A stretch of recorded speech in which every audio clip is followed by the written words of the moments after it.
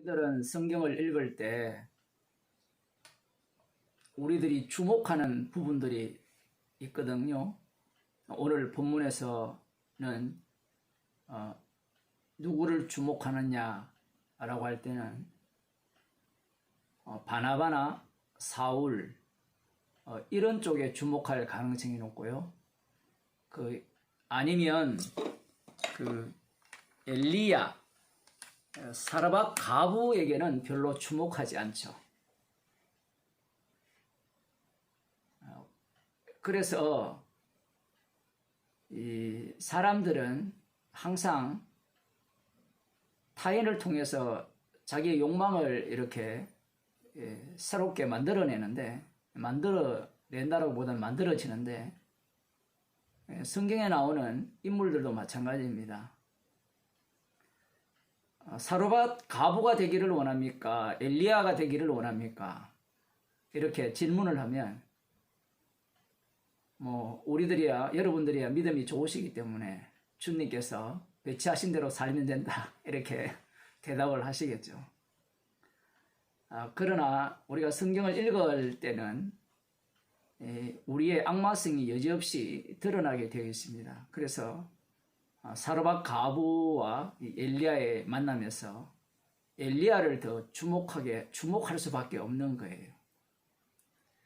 오늘 본문에서 안디옥 성도들이, 제자들이 예루살렘 교회에 연보를 했잖아요. 구제를 했는데, 이 구제한 일이 어느 정도의 그 중요성을 띠느냐라고 우리가 질문을 할 필요가 있거든요. 달리 말하면 이 안디옥 교회에 가르치는 자들이 있었죠. 바나바와 사울. 이들이 복음을 가르쳤고, 이 가르침을 받은 자들이 이 예루살렘에서 온 선지자들의 예언을 듣고 이 성경에 보게 되면 우리가 생각하는 그런 식으로 이들이 연보를 하는 것이 아닙니다. 무슨 얘기인가 하면 여기에 보면 이 사울과 이 바나바가 주가되어서 선지자들의 예언을 해석을 해서 이 말씀은 이러이러한 의미입니다 라고 가르쳐서 이들이 안디옥 교인들이 연보를 하는 게 아니에요. 이런 것들은 상당히 중요하다 이렇게 표현해야 될지 모르지만 엄청나게 중요한 거예요. 각자 기름 부음이 거하시기 때문에 아까 설교 시간에도 그런 말씀 드린 바와 같이 이 성도의 몸은 경유지거든요. 통과하는 곳이란 말이에요. 여기에서는 어느 누구도 주도권을 가질 수가 없습니다. 교회라는 곳은 설교하는 자가 주도권을 갖는 것도 아니고요. 어느 누구도 주도권을 가질 수가 없는 그러한 내용이 여기에 나오는 겁니다. 제자들이 그 예언을 듣고 각각 힘대로 부조를 보내기로, 형제들에게 부조를 보내기로 결정을 내린 거잖아요. 작정을 한 겁니다. 우리들은 가르치는 자에 대해서 많은 주목을 해요. 제가 설교할 때마다 여러 번 강조를 했습니다만은, 이 그리스도의 몸의 지체에는 여러 부분들이 있죠. 그 어느 것 하나 이 가치 없는 것들이 없고요. 다 핏값으로 산 지체들입니다. 그들이 하는 어떠한 사소한 일도 주님의 일이기 때문에 그 일에 대해서 무시하거나 얕잡아 볼 수 없는 일이에요. 여러분들이 주일날 이렇게 같이 모이면서 말씀을 듣는 것도 마찬가지입니다. 사람들이야 설교자를 주목할 수밖에 없지만 주님 보시기에는 주님의 핏값으로 주께서 은혜를 주셔서 모이게 하시고 듣게 하시는 거거든요. 그러나 사람들은 선악과를 따먹었기 때문에 항상 자기가 왕이 되려고 하고 주목을 받고 싶어 하는 겁니다. 이런 연보를 하더라도 주목을 받고 싶어 하죠. 근데 본문은 참으로 특이하죠.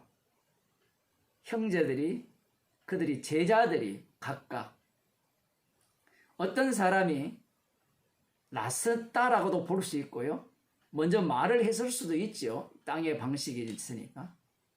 그러나 그들의 모든 마음들은 성령께서 선지자들을 통해서 자신들에게 무엇을 요구하고 계시는가를 이들은 알게 되었고 그 요구를 기꺼이 지금 받아들이고 있다는 사실입니다.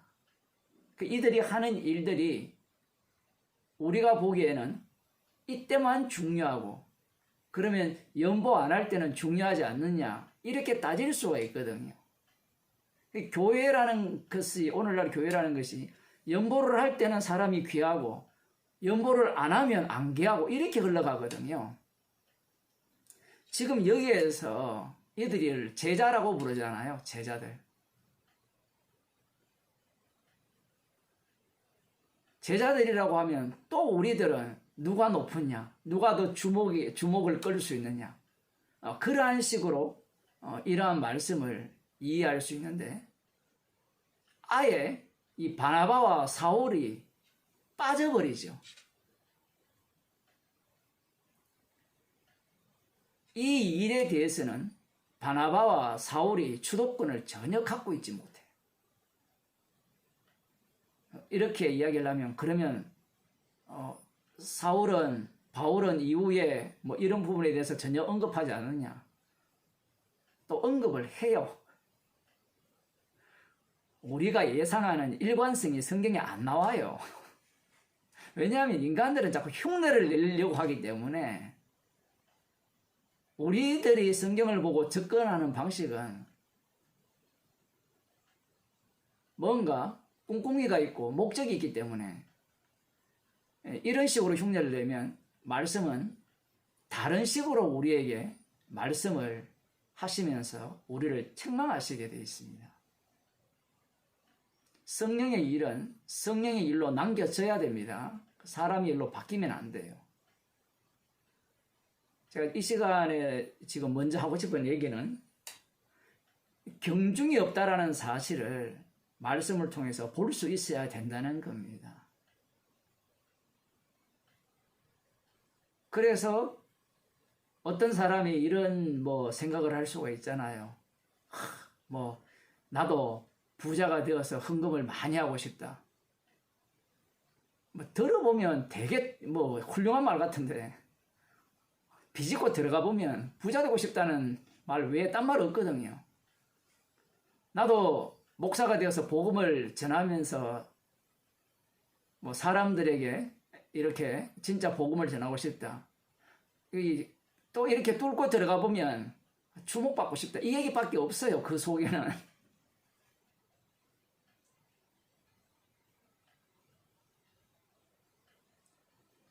그런 자들에게는 기쁨이 없습니다. 지금 이 안디옥 교인들의 특징이, 형제들의 특징이 무엇인가 하면 성경에는 나타나지 않지만요. 기쁨이 충만합니다. 이게 두 번째 하고 싶은 얘기입니다. 선지자들이 와서 예언을 할 때 우리들은 나한테 이익이 될까 손해가 될까를 먼저 따지게 되죠. 이익이 되면 기쁜 소식, 손해가 되면 나쁜 소식.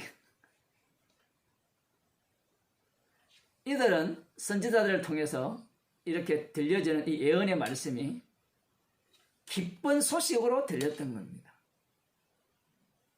원래 제가 그 설교 시간에 이 얘기를 하고 싶었는데 아무튼 희한하게도 하고 싶은 얘기는 못하게 하시니까 오후에 또 이렇게 말씀을 나눌 시간이 있으니까 이들이 이 부조하기로 작정을 하고 작정한 대로 실행해서 이 바나바와 사울의 손으로 이 예루살렘 교회에 있는 장로들에게 보내죠.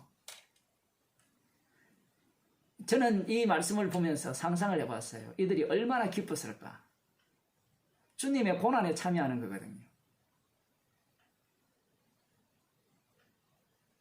그 기쁨이 충만한 상태에서 지금 이들은 잃어버림에 감사함으로 참여하는 자들입니다.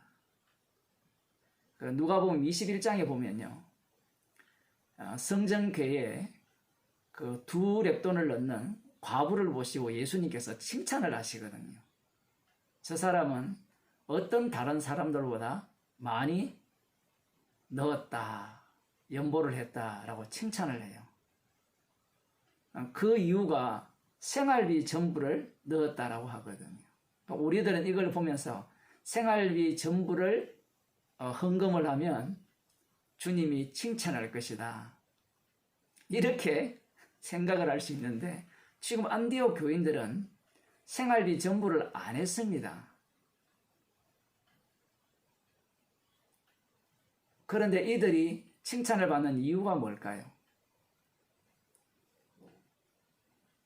과부의 두 렙돈과 동일한 것을 했기 때문에 그렇습니다.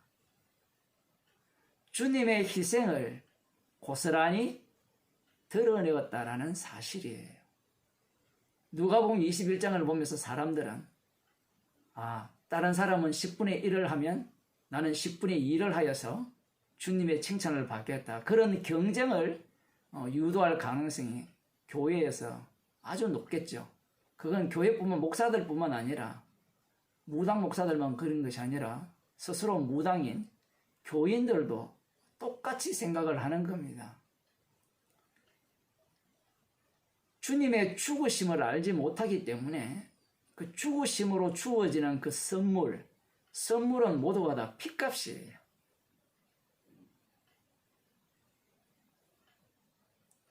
그러한 것들을 지금 이들은 드러내는 겁니다. 단순히 돈 얼마 했으니까 나 내놓겠어, 이거 구제하듯이 거지 돕듯이 돕는 그런 차원이 아니에요. 동일한 말이지만 말씀이 되고요, 동일한 이 구제지만 한쪽은 핏값으로 나오는 것이 되고 다른 한쪽은 남을 육에서 나오는 구제에 불과하게 된다는 사실입니다. 그러면 또 질문을 하겠죠. 뭐가 말씀이고 뭐가 핏값입니까?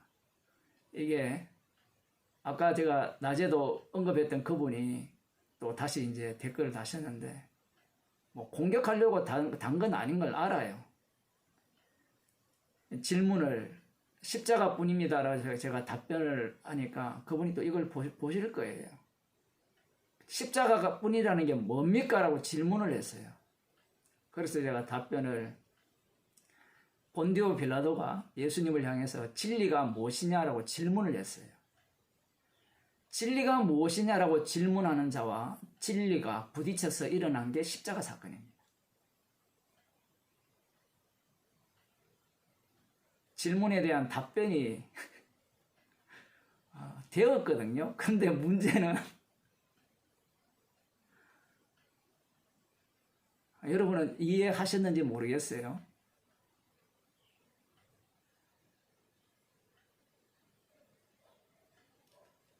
이것은 십자가 사건에서 나오는 결과물로서 성도가 하는 고백이고, 여기에 나오는 연보도 그 열매들이죠. 결과물들입니다. 여러분이 아무리 분석해도요, 이거 답을 못 찾습니다.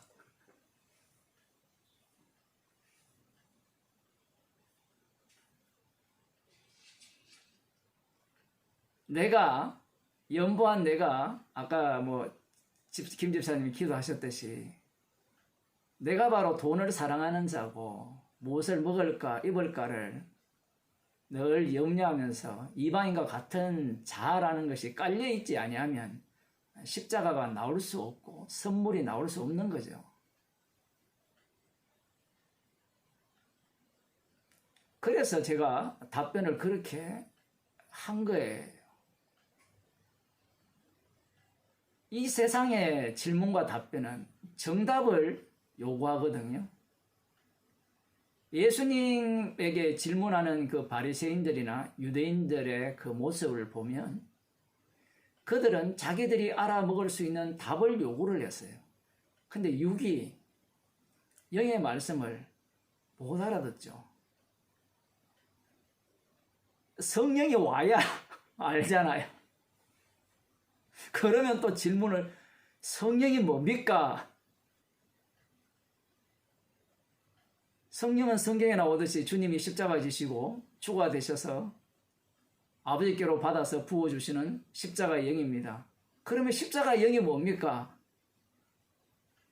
아무리 설명을 해도 이 메비우스의 띠처럼 뱅글뱅글 돌기만 해요. 땅에서 답을 찾아 올라가기 때문에 도달할 수가 없어요. 저쪽에서 내려와야 내가 경유지가 되어서 지나가는 이 정거장이죠. 정거장이 되어서 여기에서 나온 그 십자가의 완료성 속에 내가 합류되어 있음을 볼 수 있는데 이쪽에서 계속해서 찾아내려고 하는 겁니다.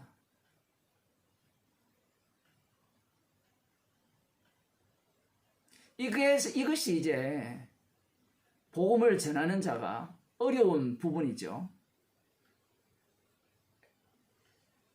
사람의 언어로 여러분을 설득하고 이해할 수 있으면 복음 전달자가 쉬워요. 여러분 이걸 믿으세요. 이게 십자가입니다. 이게 구원 얻는 돌입니다. 이렇게 정의를 내려주면 되잖아요. 명제를 만들어서 이렇게 전달해주면 되잖아요. 그게 육이잖아요. 그러면 성령이 왜 필요합니까?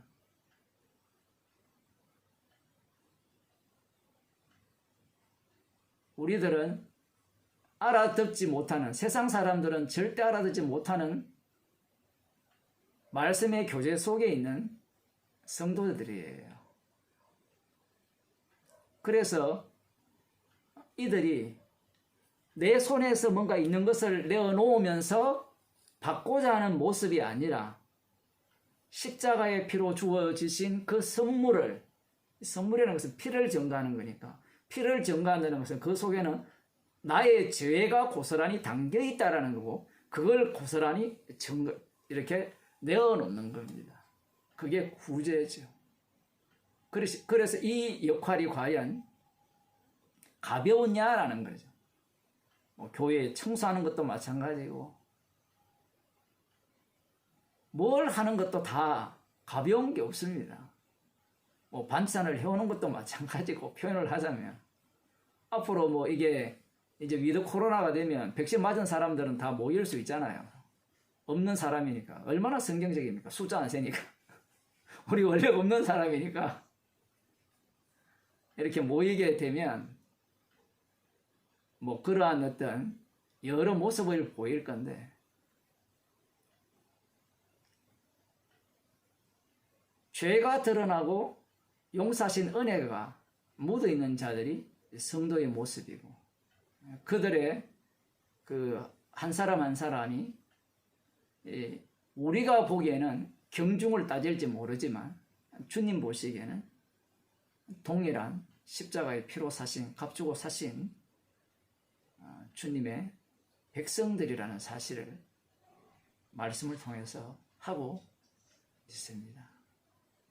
그래서 사렙다 가부뿐만 아니라 성경에 이름 없이 등장하는 사람들이 수도 없거든요.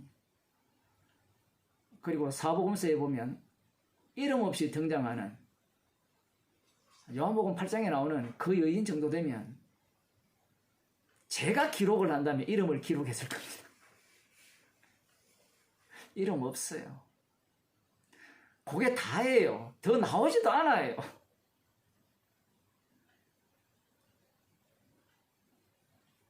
어린 양의 피, 십자가의 완료성을 증거하고 사라져야 하는 안개 같은 인생이 성도입니다. 그러니 안개라고 얕보지 말아야 되죠. 안개를 건드렸다가는 지옥 갑니다. 저주가 쏟아져요. 성도의 위치가 그 정도로 대단한 위치고, 이들이 지금 잃어버리는 그 속에서 육적으로 보면 잃어버리지만 이 기쁨을 표현할 길이 없다. 제가 표현할 수 있는 한계입니다. 표현할 길이 없는 모습으로 신이 나서 지금 주님의 고난에 참여하는 모습을 보이고 있다라는 사실입니다.